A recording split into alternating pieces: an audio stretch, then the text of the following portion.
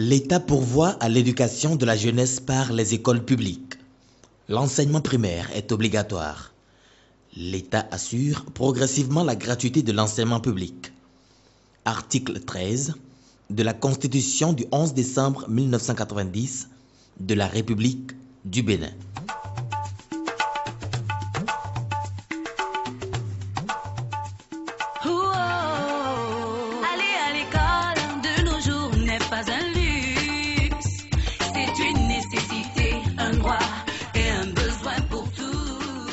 L'effet de gratuité se faisait, mais après avoir été une mesure nationale décrétée par le chef de l'État en ce mois d'octobre 2006, il y a eu assez de mesures d'accompagnement. Je pourrais, au nombre de ces mesures, citer le suivi beaucoup plus conséquent et rigoureux des subventions que nous accordons aux écoles. Parce que jusque-là, les écoles prenaient des droits d'écolage aux parents d'élèves, et ce qui aujourd'hui n'a plus été le cas depuis lors.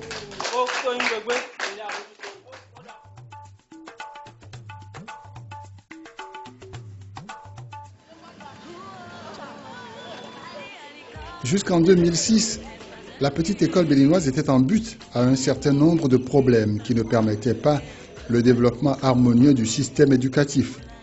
Il s'agit de la disparité d'accès entre les zones rurales et urbaines, particulièrement en ce qui concerne les filles, le délabrement quasi général des établissements d'enseignement public, la pénurie quantitative et qualitative du personnel enseignant, la pénurie du personnel administratif et technique, puis les effectifs affectant la qualité de l'encadrement pédagogique.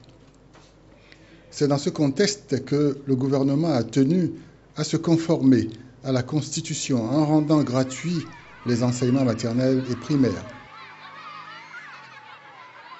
Tout a commencé par la suppression, pour compter de la rentrée 2006-2007, des contributions et souscriptions à la maternelle et au primaire pour tous les enfants des deux sexes, sur toute l'étendue du territoire national dans les établissements scolaires publics. Nous avons trois grands volets. Le premier volet, c'est la prise en charge des frais d'écolage.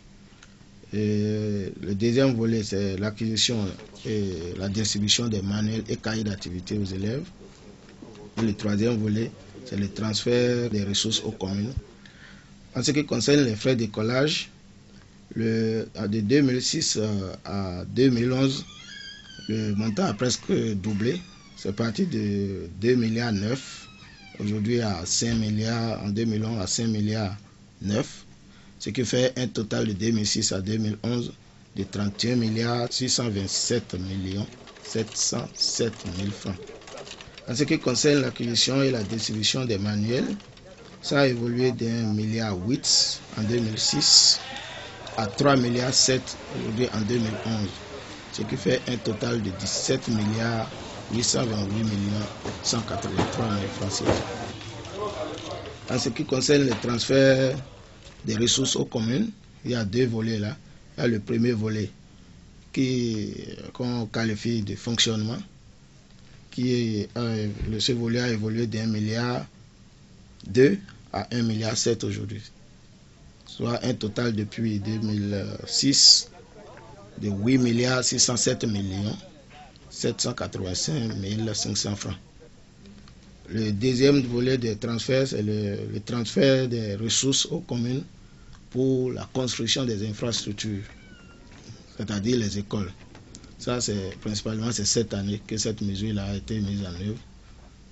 Bon, on devait le mettre en œuvre depuis l'année passée, mais compte tenu de la récession économique, on n'a pas pu mettre les moyens à la disposition des communes pour réaliser ces infrastructures-là au niveau des écoles.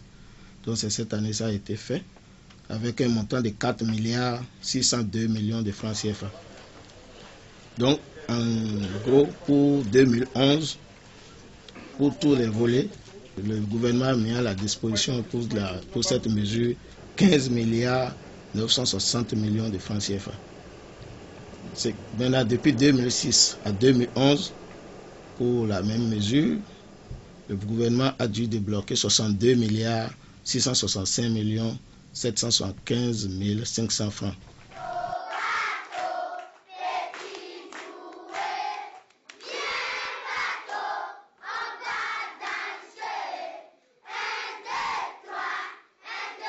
Pour bien soutenir la mesure de gratuité, le gouvernement a décidé de prendre intégralement en charge les salaires des enseignants communautaires dès la rentrée 2006-2007.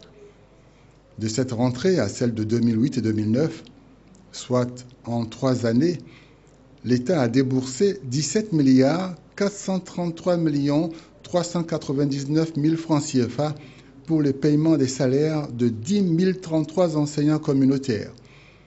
Mieux que le paiement de ces salaires, il s'en est suivi un renforcement massif des effectifs à travers des recrutements successifs. Déjà en 2006, il faut dire qu'avec l'appui du gouvernement, le ministère a pu recruter 1016 enseignants. 1016 enseignants. Cet effectif a été accru avec la mesure de gratuité en 2007.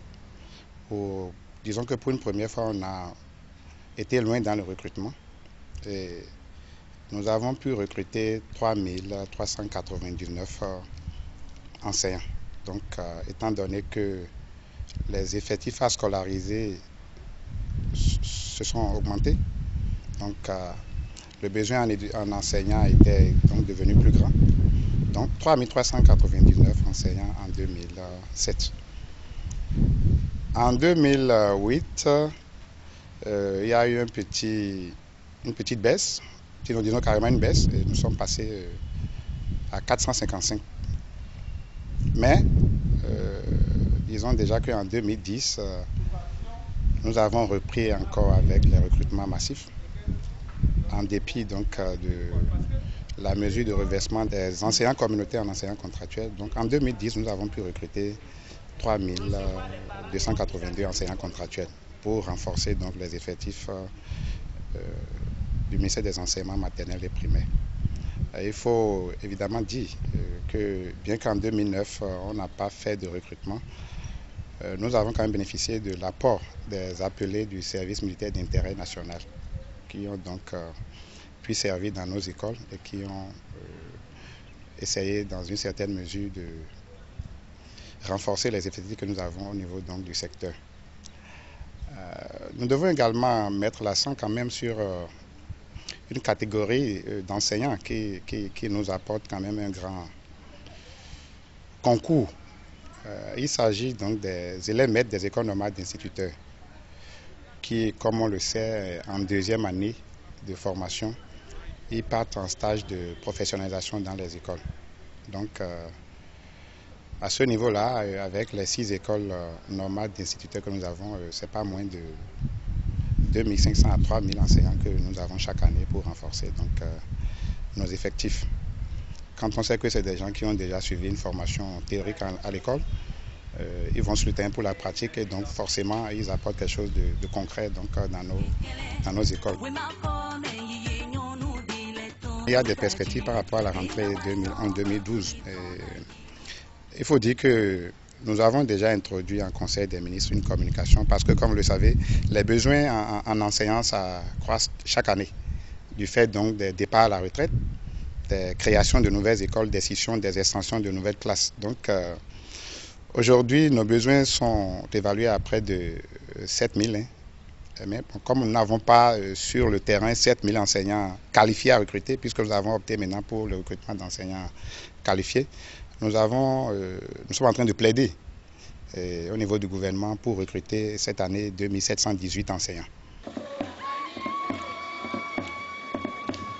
Depuis la décision de gratuité, d'importantes avancées ont été notées dans le cadre du renforcement de la capacité d'accueil des établissements d'enseignement public. En termes de construction, vous savez que le président, juste après la gratuité, a lancé un vaste programme de construction de 6000 salles de classe. Et urgemment, 311 de salles de classe ont été construites par le génie militaire et tous les programmes sont rentrés dans la dynamique. Et plus de 6700 salles de classe ont été construites. Malgré la récession économique, nous avons déjà réceptionné près de 4000 salles de classe. Et dans le cadre de Fast Track, du crédit Fast Track, nous avons transféré au niveau des communes 5 milliards, soit 14 998 500 francs pour la construction de 531 salles de classe. Donc les mairies sont à pied d'œuvre pour réaliser ces constructions et réduire le déficit en infrastructure.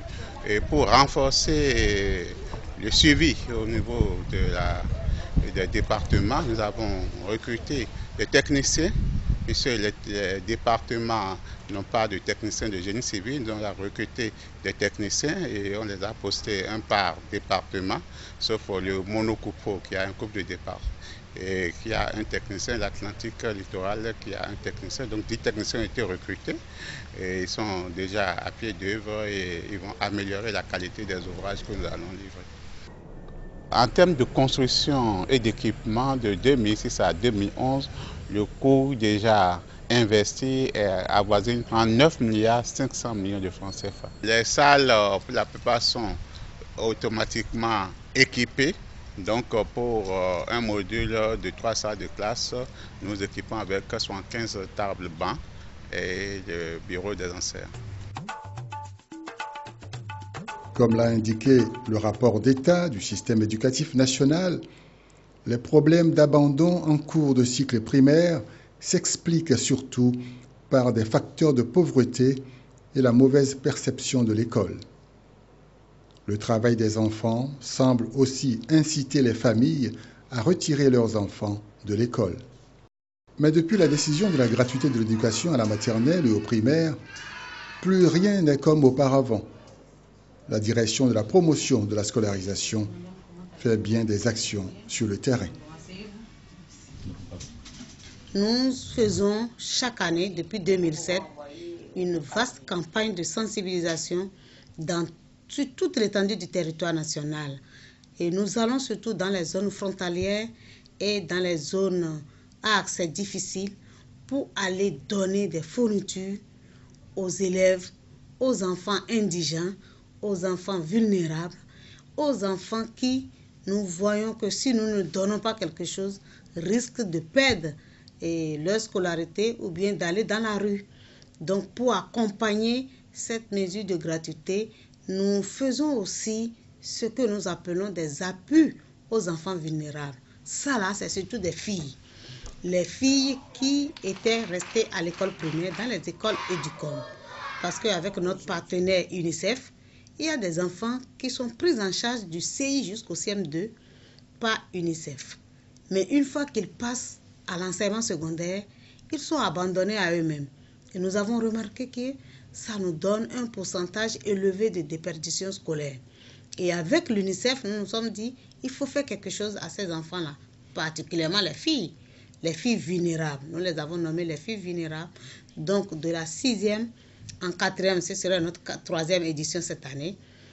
Avec l'UNICEF, nous les appuyons aussi en fourniture scolaire. Nous payons même leurs contributions. Nous leur donnons l'argent de poche pour que ces filles-là puissent étudier et nous voulons les accompagner jusqu'en 3e. Parce que nous savons qu'après le BPC, elles pourront voler de leurs propres ailes. Si je reviens maintenant à ce que donne le gouvernement pour pouvoir appuyer cette mesure, nous donnons des fournitures scolaires, nous donnons des tissus kaki. Nous ne donnons pas de l'argent, mais nous donnons tout ce qu'il faut à l'enfant. Et nous faisons aussi une politique d'implanter des cantines scolaires. Nous avons plus de 1600 cantines gouvernementales. Mais au même moment, nous faisons une politique de cantines des autres. Nous avons l'année dernière 503 écoles que nous sommes en train de nourrir par le biais toujours des partenaires, ce que nous avons appelé Fast Track. Nous avons 501 écoles que nous sommes en train d'entretenir. Et le PAM aussi nous aide pour 250 écoles. Cette année, ils veulent prendre 300 écoles pour pouvoir nous aider parce que nous voyons que si l'enfant va à l'école et qu'il trouve à manger, il ne va pas sortir de l'école. Donc, c'est des mesures de rétention. Nous voulons l'accès, mais nous voulons aussi qu'il reste jusqu'à la fin.